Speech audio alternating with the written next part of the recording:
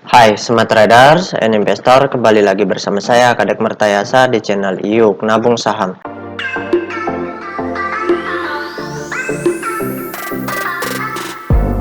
Nah, di episode kali ini kita akan membahas salah satu perusahaan yang di-request oleh saham receh, kode sahamnya TRGU, nama perusahaannya yaitu PT Kerstar Indonesia Tbk.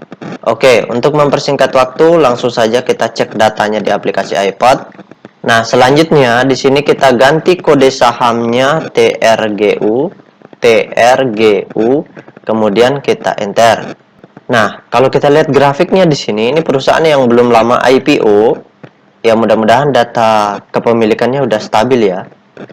Nah, sekarang kita ingin lihat apa yang dilakukan oleh investor besarnya selama sebulan lebih terakhir, dari tanggal 24 Oktober sampai dengan tanggal 28 November. Jadi selama sebulan terakhir kita ingin lihat apa yang dilakukan oleh investor besarnya. Apakah mereka di sini sudah jualan, masih jualan, atau mereka mulai akumulasi atau mengumpulkan barang. Itu ingin kita ketahui. Oke, kita langsung saja cek data transaksinya. Kita klik kolom browsum. Selanjutnya di sini kita ganti kode sahamnya TRGU. Kemudian kita enter. Tunggu dulu, kita ganti dulu tanggalnya. Tanggal 24 bulan 10 2022 sampai dengan tanggal 28 bulan 11 2022. Oke, kita show. Nah, berdasarkan data transaksi atau data broker summary-nya dari perusahaan PT Kerstar Indonesia Tbk ini, kalau kita hitung total lot yang dibeli dengan total lot yang dijual secara keseluruhan dengan menggunakan metode penghitungan manual, maka dapat ditarik kesimpulan bahwasanya selama sebulan terakhir dari tanggal 24 Oktober sampai dengan tanggal 28 November itu investor semi retailnya melakukan aksi big distribusi ya. Jadi investor semi retail ya, karena ini perusahaan yang baru IPO, umumnya yang punya itu adalah underwriter-nya. Ya. Berarti mudah-mudahan ada investor besarnya di sini ya. Berarti mereka sudah keluar seperti itu. Baik underwriter-nya ataupun kalau ada investor besar atau investor semi retailnya di sini melakukan aksi big distribusi. Nah, kalau sebulan terakhir mereka terus distribusi dan harganya tidak turun seperti ini, maka ini yang berbahaya. Karena kalau kita penganut analisa teknikal mungkin melihat ini pasca sideways, tahu-tahunya barangnya sudah dibuang ke retail semua, itu sesuatu hal yang paling berbahaya. Jadi maka itu Pak Guru selalu katakan kita tidak bisa hanya melihat chart saja atau melihat candlestick saja, melihat resisten dan support saja, nggak bisa.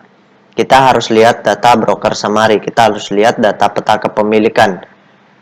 Walaupun sideways seperti ini, kita berpikir bahwa investor besarnya masih ada atau investor retailnya masih sedikit, tahu-tahunya sudah banyak di retail.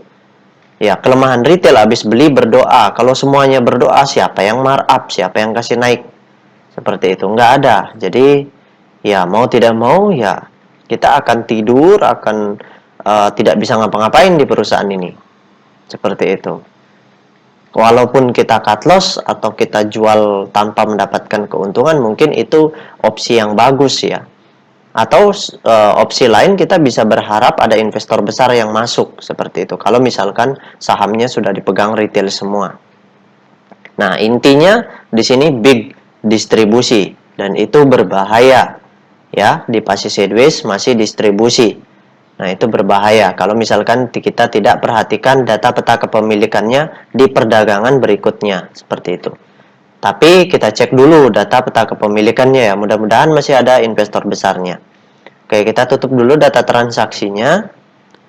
Nah, selanjutnya bagi rekan-rekan investor, jika ada yang ingin bertanya atau yang ingin request, silakan komen di kolom komentar. Untuk yang ingin bergabung di grup channel Telegram kami, silakan klik linknya ada di kolom deskripsi. Nah, Berdasarkan hasil riset yang Pak Guru lakukan dengan mengumpulkan data-data dari SRO Bursa Efek Indonesia dan data-data dari sebagian sekuritas, maka dapat ditarik kesimpulan bahwasanya perusahaan Carestar Indonesia Tbk ini 19% sahamnya telah dicetak dalam bentuk scriptless. Nah, dari 19% saham yang beredar di publik, ternyata investor besarnya di sini tidak ada atau 0%. Tidak ada satupun investor institusi maupun investor individual yang memiliki porsi di atas 5%. Itulah sebabnya investor besarnya 0% atau tidak ada. Nah, tapi yang menarik yang masih perlu kita syukuri adalah investor semi retailnya di sini masih banyak.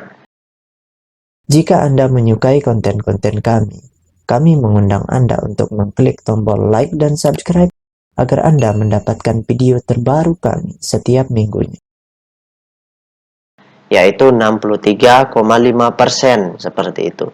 Jadi masih ada potensi sahamnya bisa naik ya dari data ini.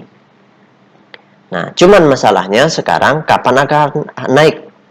Nah, itu yang kita tidak tahu ya. Itu murni keputusan dari investor semi retailnya yang punya barang paling banyak seperti itu.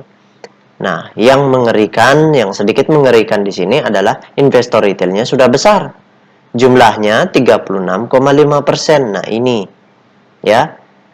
Kalau distribusi dari semi retailnya terus berlanjut dan tanpa kita sadari dan investor retail sudah memiliki porsi yang sangat besar, 70 atau 80%, nah itu yang berbahaya.